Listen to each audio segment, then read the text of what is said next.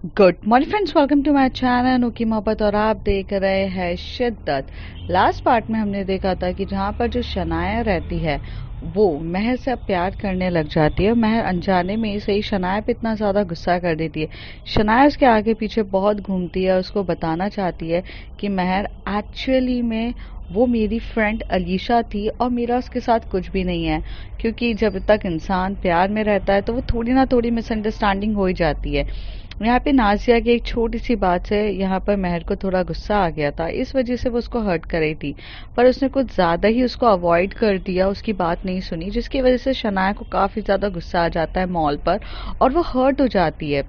महर जब उसके पास जाती है तो शनाया की आंखों में से आंसू आ जाते हैं। नाज़िया को भी ये बात पता चलती है तो नाज़िया समझाती है, महर तुम्हें कोई हक नहीं किसी की मोहब्बत पे इस तरीके से करने का। आई नो तुम उससे प्यार करती हो, तुम थोड़ी पजेसिव हो, तुम्हें बुरा लगा है, पर कोई इस तरीके से हरकत करेगा ये भी तो गलत है ना। वो उसे काफ़ी अच्छे से समझाती है और लेकिन यहाँ पर जो हमारी महर रहती है वो तब तक सब कुछ कर चुकी रहती है। थोड़ी देर के बाद जो शनाया रहती है वो कार में बैठ जाती है और ये लोग जाने के लिए तैयार हो जाते हैं। और अब उसके आगे कैब में दोनों बैठे रहते हैं, जहाँ पर जो महर रहती है वो हाथ पकड़ रही रहती है शनाया का, एक नहीं दो बार पकड़ती है, पर शनाया उसकी तरफ एक बार भी नहीं दिखती है। और वो जब विंडो की तरफ देख रही रहती है तो उसकी आंखों में से आंसू निकल ही रहते हैं, जैसे उसको बहुत ज़्यादा हर्ट हो रहा है। वो क्या बताए, अपने हर्टनेस की वजह से इतनी ज़्यादा तंग हो चुकी है कि वो बस उसकी रोने जैसी हालत हो गई थी। पर फिर भी वो कुछ नहीं करती। थोड़ी देर के बाद ये तीनों महर के घर के नीचे उतरते हैं। महर जो रहती है वो घर पे तीनों को लेकर आती है तो शनाया वहाँ से कहती है कि मुझे अब निकलना चाहिए, समय हो चुका है। यहाँ पर जो हमारी नासिया रहती है वो कहते हैं कि यार बहुत देर हो गई है, मुझे मेरे अम्मी अब्बू बुला रहे होंगे, उन्हें बहुत ज़्यादा टेंशन हो रही होगी। तो वो यहाँ से अम्मी और अब्बू के पास जाने के लिए नाज़िया निकल जाती है और जाते जाते महर को बोलती है, सुनो महर मेरी बात तो सुनो। तो महर उसके पास आके बोलती है, जो भी है शॉर्ट आउट कर ले आज, ऐसा ना हो कि ये छोटी सी चीज़ बाद में जाके बहुत भारी पड़ जाए। वो तुझसे सच्ची में प्यार करती है एंड दिस टाइम उसका लव टाइम पास नहीं है।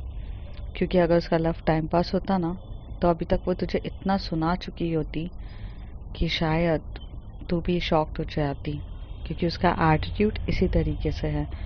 सो अगर if you get a girl जो तुमसे सच्ची में बेहद प्यार करती है और तुम्हारी कदर करती है और तुम्हारे सामने अगर चुप हो रही है तो उससे ज़्यादा इंसान को क्या चाहिए। Please think about that. और ऐसे कह के नासिया वहाँ से चली जाती है। नासिया शनाया के भी गले लगती है और शनाया को भी बाय कहती है। शनाया कहती है अच्छे से जाना, हाँ, और कुछ प्रॉब्लम्स हो तो बता देना। तो कहती है नहीं नहीं मुझे क्या प्रॉब्लम होगी, मेरा घर तो पास में ही है, तुम देखो।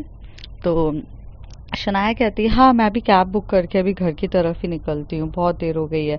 ऐसे कह के वो जाने वाली रहती है, तभी जो महर रहती है वो कहती है शनाया।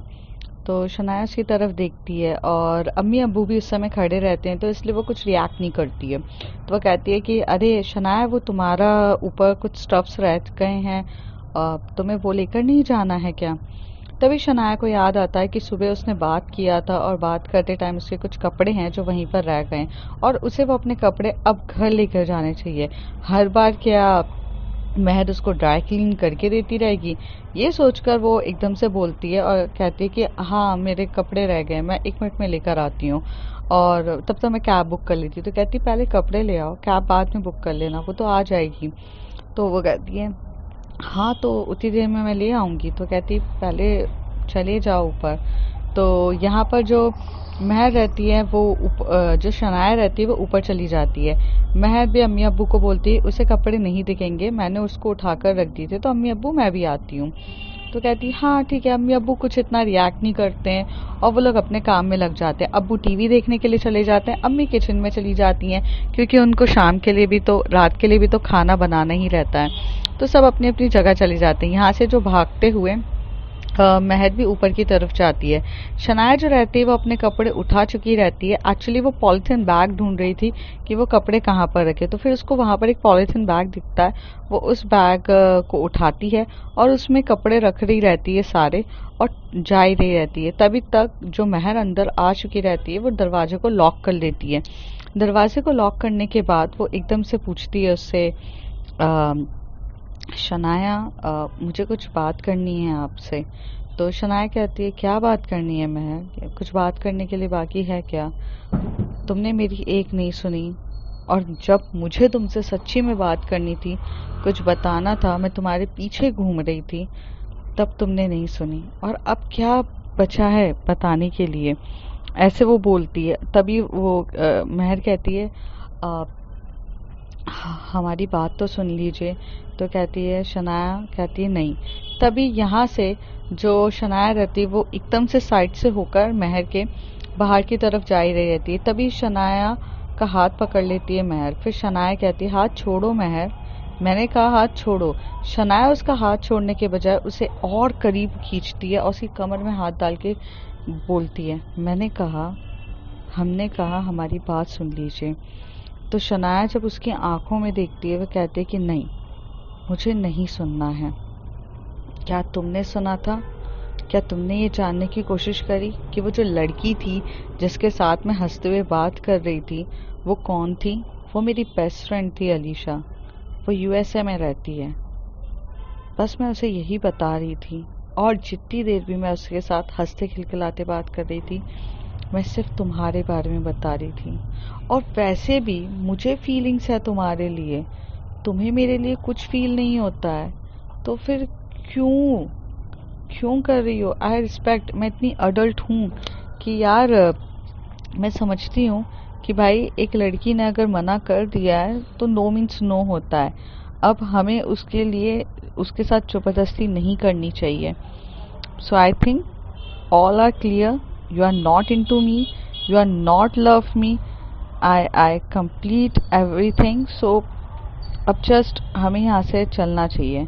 और ये बोलकर वो वहाँ से जारी रहती है। महर उसका हाथ वाथ कमर सब छोड़ देती है, लेकिन जैसे ही शनाया आगे जाती है, महर उसके आगे जाकर अपने कान पकड़ लेती है और अपनी आंखें नीचे करके बोलती है, हमें माफ़ कर दीजिए, हमने सच्ची में आपको हर्ट कर दिया। हम आपको हर्ट नहीं करना चाहते थे।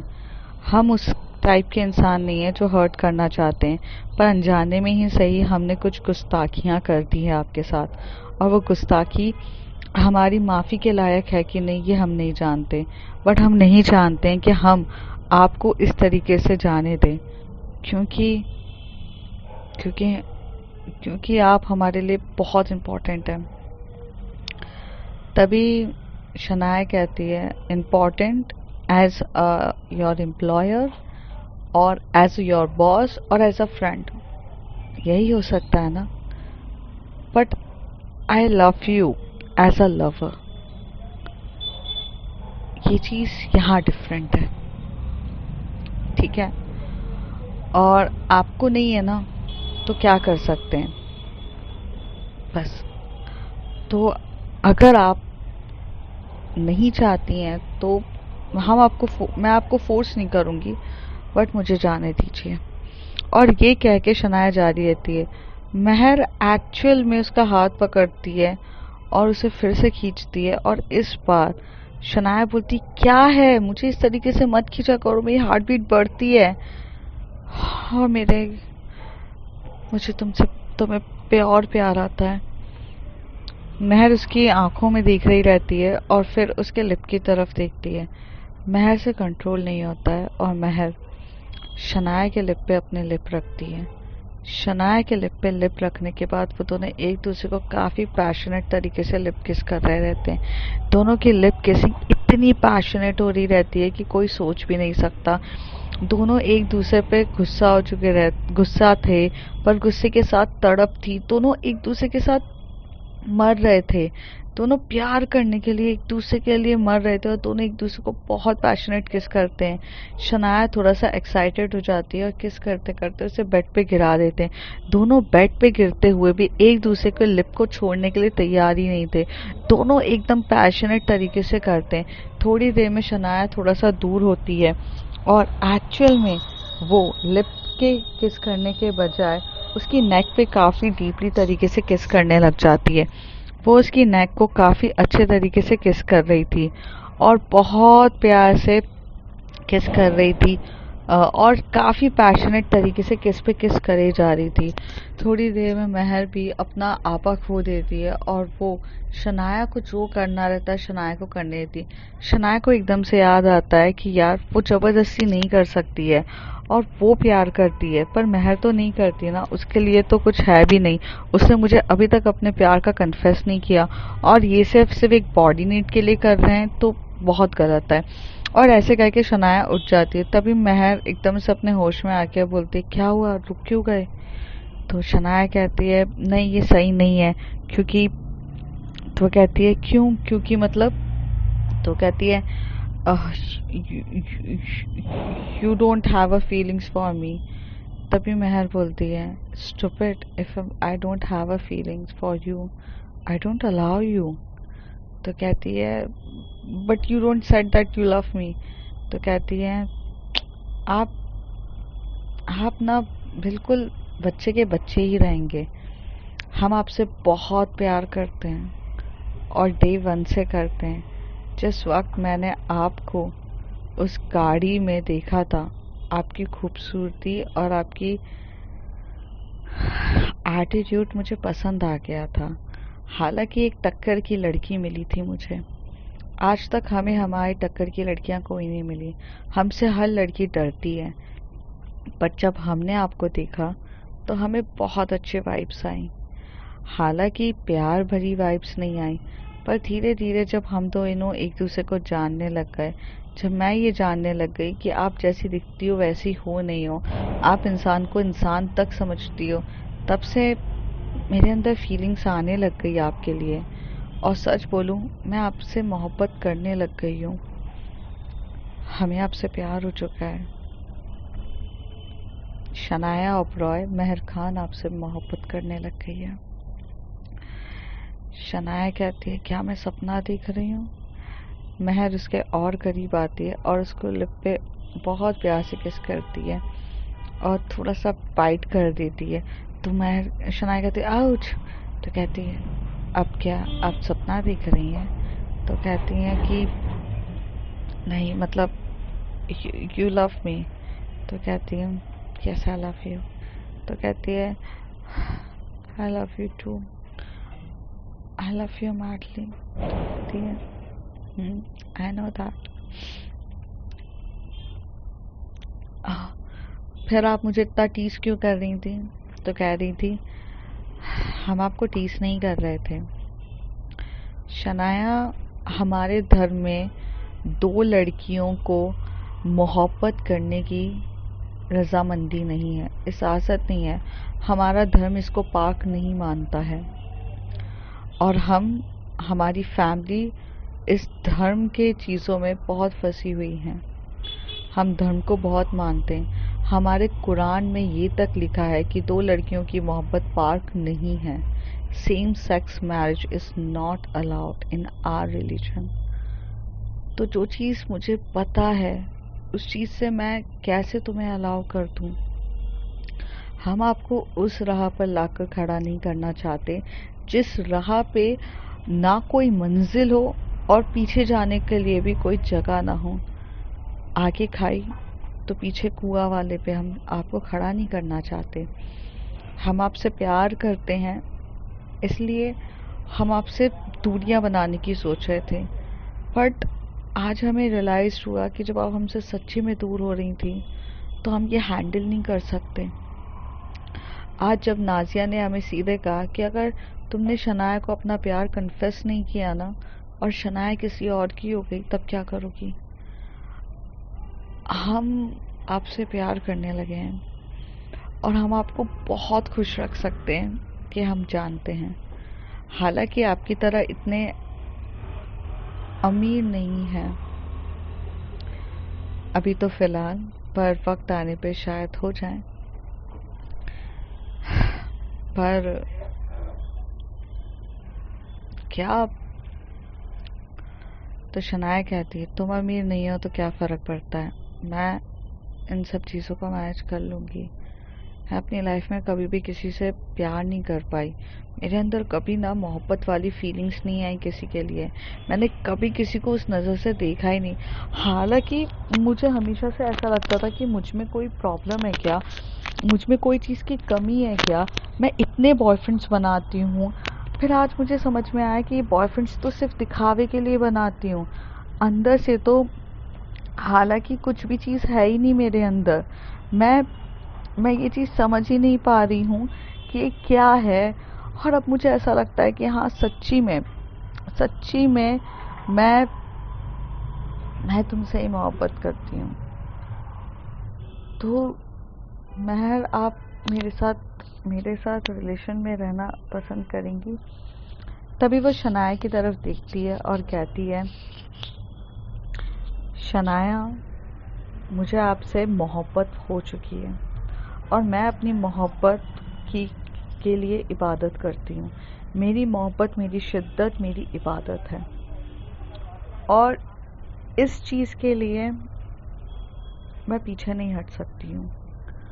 हमें आपसे प्यार है, हम ये जानते हैं, बट हम ये भी जानते हैं कि जिस चीज़ के लिए हम आपसे मोहब्बत कर रहे हैं उस चीज़ के लिए हमें हमारी कौम, हमें हमारी फैमिली, हमें हमारे रिलीजन्स के अगेंस्ट जाना पड़ेगा।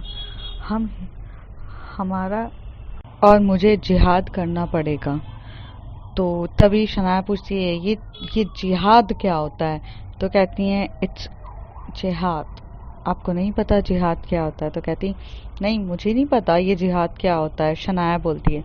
तभी महर उसकी तरफ देख के बोलती है, it's a type of struggle जहाँ पर हम अपनी कंफर्ट लेवल से जाकर अपने रिलीजन के अगेंस्ट जाकर वो काम करते हैं, उसे हिजात कहा जाता है, और जो मैं करने वाली हूँ आपके लिए।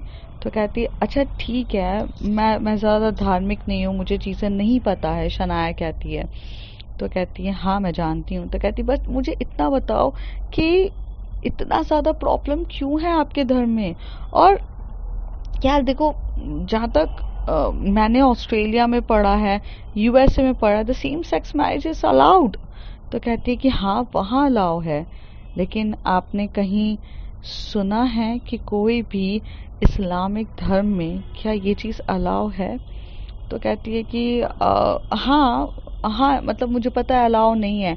आई थिंक वो क्या बोलते, बहुत सारे इस्लामिक धर्म हैं कि वहाँ पर तो ये एक्चुअली सेम सेक्स मैरिज अगर देखी जाए तो वो लोग गोली भी मार देते हैं। I means like they punished. तो कहते हैं कि सेम सेक्स मैरिज हमारे इस्लामी धर्म में अलाउ नहीं है और उसका जिक्र कुरान में तक हुआ है। तो वो कहती है कि कुरान में हुआ है, वो कैसे? तो कहती हैं कि हमारे पैगंबर थे हज़रत लूत अलैहिस्सलाम, हमारे पैगंबर थे। उनका जब ज़माने में उनकी कौम नहीं चाहती थी कि उनके यहाँ कोई भी बाहर का आदमी आए और उनकी कौम को ख़राब करे, मतलब they don't allow any guest in their house, और वो नहीं चाहते थे। इसकी वजह से वो उन लोगों के साथ थोड़ी बदसलूकियाँ करते थे। वो उनके साथ, उनके जो भी लोग बाहर से आते थे, जो भी बाहर के लोग होते थे, उन्हें पकड़ के उनके साथ वो लोग गलत काम करते थे, मतलब उनको ज़बरदस्ती उनके साथ रिलेशन बनाते थे, इंटीमेट होते थे, और वो सेम सेक्स इंटीमेशन होता था, मतलब आदमी आदमी के साथ करता था, और इस तरीके से उनके साथ सिर्फ और सिर्फ वो गलत हरकतें कर रहे थे, ज़बरदस्ती का रिलेशन बनाना, ताकि वो लोग डर जाएं, जिसकी वजह से वो लोग इधर इस कौम में ना आ पाए। जब पैगंबर ने ये सारी चीज़ें देखी तो उन्हें ये सारी चीज़ें सही नहीं लगी, और जब उन्होंने पूछा कि ये हरकतें आप क्यों करते हो, ये तो इस्लामिक धर्म आपको इजाज़त ही नहीं देता है। और इस तरीके से ये काम करना ये तो सही भी नहीं है। दिस गे रिलेशनशिप कुरानों में तो मना करते हैं, तो फिर ये क्या चल रहा है? तो वो लोग कहते थे कि हम सिर्फ उन्हें रोकने के लिए काम करते हैं। तब उस ड्यूरेशन में हमारे पैगंबर ने ये सारी हरकत को रोकने के लिए पूरी की पूरी वहाँ पे कौम को डिस्ट्रॉय कर दिया। और अगर ये चीज़ें आप जानने की कोशिश करेंगी शनाया, तो आपको साइंटिफिक प्रूफ तक मिलेगा। और एक आज भी वो एक प्लेस है जहाँ पर ये हरकतें होती थी। और जब हमारे आर्कोलॉजिस्ट ने उस जगह को खोदा और पता चला, तो उनका जो कंकाल तक उस पोजीशन में था, सेम सेक्स वाली पोजीशंस पे। ऐसे के ऐसे उन्होंने पूरा का पूरा सृष्टि में ये सारी चीज़ें ना फैले, इसलिए उन्होंने ये चीज़ें करी थी। हालांकि ये सब कुरानों में दिया गया है और ये बहुत डीप कंसेप्ट है शनाया, हम आपको नहीं बता सकते। तो शनाया कहती है, एक तो मुझे इतना सब कुछ समझ में नहीं आ रहा क्योंकि मैं इतनी धार्मिक नहीं हूँ। तो कहती है एग्जैक्टली आप धार्मिक नहीं हैं, पर आज भी ऐसी कतार हो गया, अफ़गानिस्तान हो गया, ऐसी बहुत सारी कंट्रीज़ हैं इस्लामिक की जहाँ पर ये चीज़ें एक्चुअल में क्राइम माना जाता है। और हम इसके लिए नहीं कर सकते क्योंकि कुरानों में लिखा हुआ है कि जब पहले ये सारी एक्टिविटीज़ हुई तो पैगंबर ने आकर उस चीज़ को, उस सिटी को और उस जगह को, जितनी भी वहाँ पर वो ये एक्टिविटीज़ चल रही थी, वो डिस्ट्रॉय कर दिया। बट साथ ही साथ इस्लामिक धर्म हमेशा से लव मैरिज अलाउ करता है, क्योंकि इस्लामिक धर्म में ये भी लिखा है कि हर लड़की हर लड़का अपनी चाहत से वो शादी करेगा। इसलिए हर लड़की से शादी करने से पहले ये पूछा जाता है कि क्या आपको इनके साथ अपना निकाह कबूल है। जब लड़की 3 बार कबूल बोलती है तभी होता है। तो इसका मतलब है कि हमारे लिए फोर्स नहीं किया जाता है। हालांकि आजकल पेरेंट्स और ये सब फोर्स करने लग गए हैं, जबकि ऐसा कुछ भी नहीं है शनाया। तो है, अब मैं तुमसे मोहब्बत करती हूँ इसलिए मैं तुमसे शादी करना चाहती हूँ। मैं आपसे मोहब्बत करती हूँ इसलिए मैं आपके साथ अपना जीवन बिताना चाहती हूँ।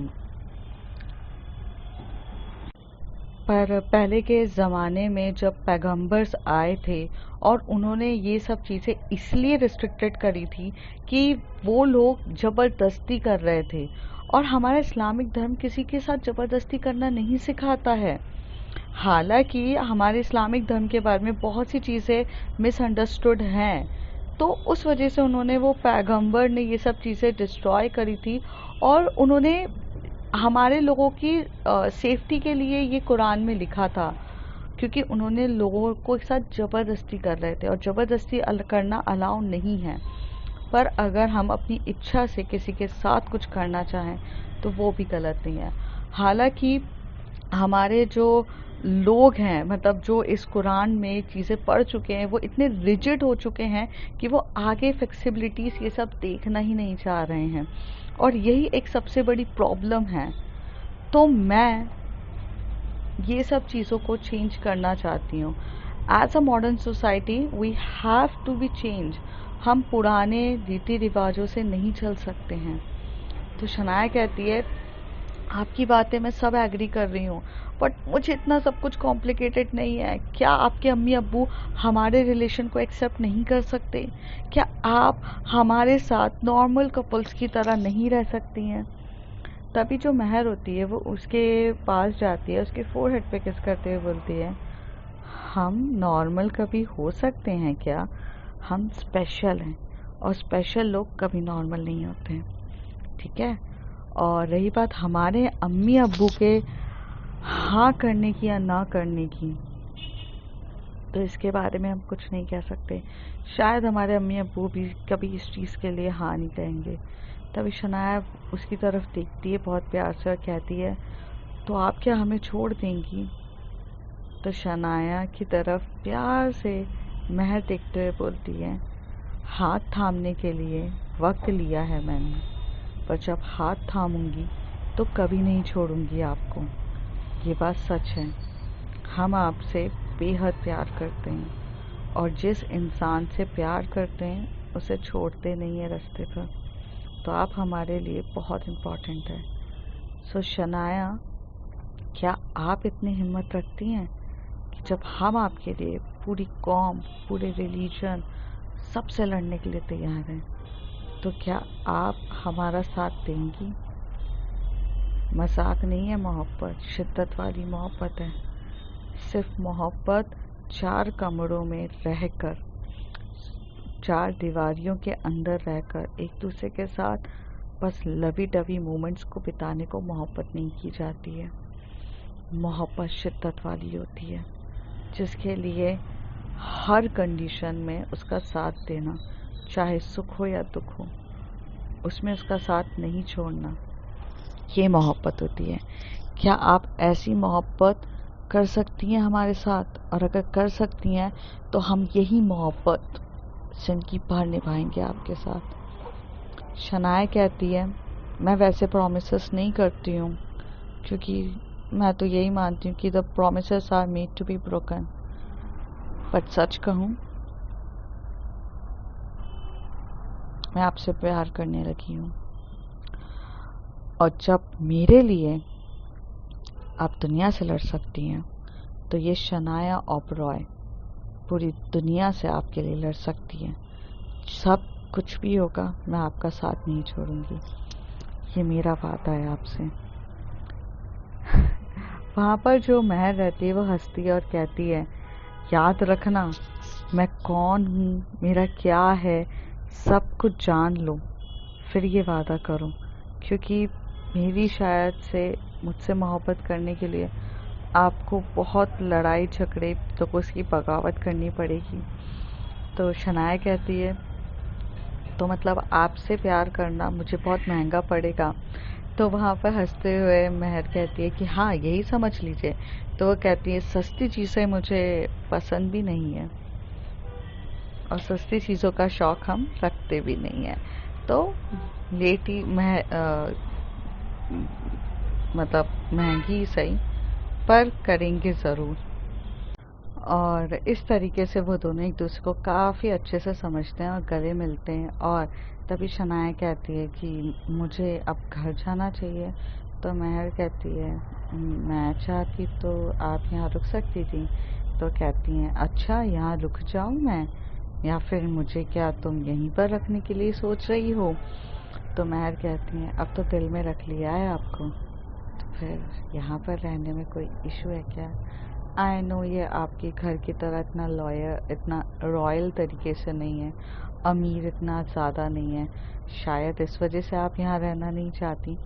तभी शनाया कहती है, स्टूपिड, ऐसा कुछ भी नहीं है, हम तो आपके रंग में रंग गए, अब तो कहीं पर भी रख लो, खुशी खुशी रह लेंगे।